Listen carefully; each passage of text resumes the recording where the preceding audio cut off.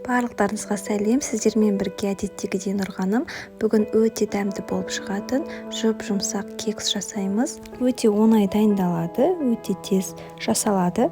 Міндетті түрде дайындап көріңіздер. Бір шайда желініп кететін ірімшікпен жасалатын кекс дайындаймыз. Ең алдымен ыдысымызға жұмыртқа мен қантты салып, миксердің көмегімен шайқап аламыз.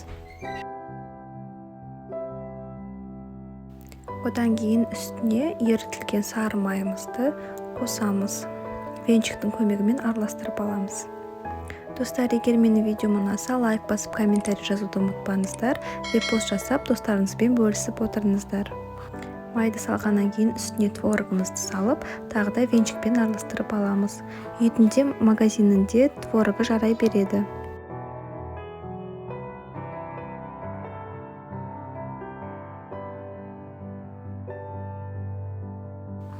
Одан кейін үстіне ұн мен разрыхлителді бірге қосып араластырып аламыз. Содан кейін екіге бөліп, тестамызға салып, венчиктің көмегімен араластырамыз.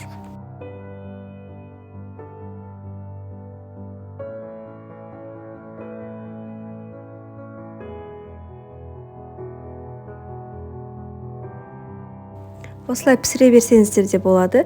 Мен үстіне мейіз қостым. Мейізді бірнеше рет жақсылап жуып аламыз, одан кейін кептіріп қосамыз. Мен осылай үстіне пергамент төсеп, нан пісіретін формада пісіріп алдым.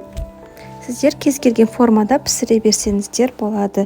180 градуста қызып тұрған пеште шамамен 40-50 минутта пісіп шығады. Сіздердің духовкаларыңызға байланысты. Піскенін зубочистканың көмегімен тексеруге болады. Зубочистканы кекске тығып көресіздер. Егер алып шыққанда сухой болса, значит пісті деген сөз. Духовкадан алып, бөлме температурасына толық суытамыз. Одан кейін жіберуге болады. Мен үстіне сгущенка жағып шықтым осылай. Сіздер жақпасаңыздар да болады. Немесе шоколадный глазурь жағуға болады. Не осындай тәбетті ашатындай тәттіміз дайын болды. Енді кесіп жіберуге болады. Міндетті түрде дайындап көріңіздер. Өте дәмді болып шығады. Егер дайындаған болсаңыздар, мені Instagram парақшамды белгілеуді ұмытпаңыздар. Барлықтарыңызға ас болсын.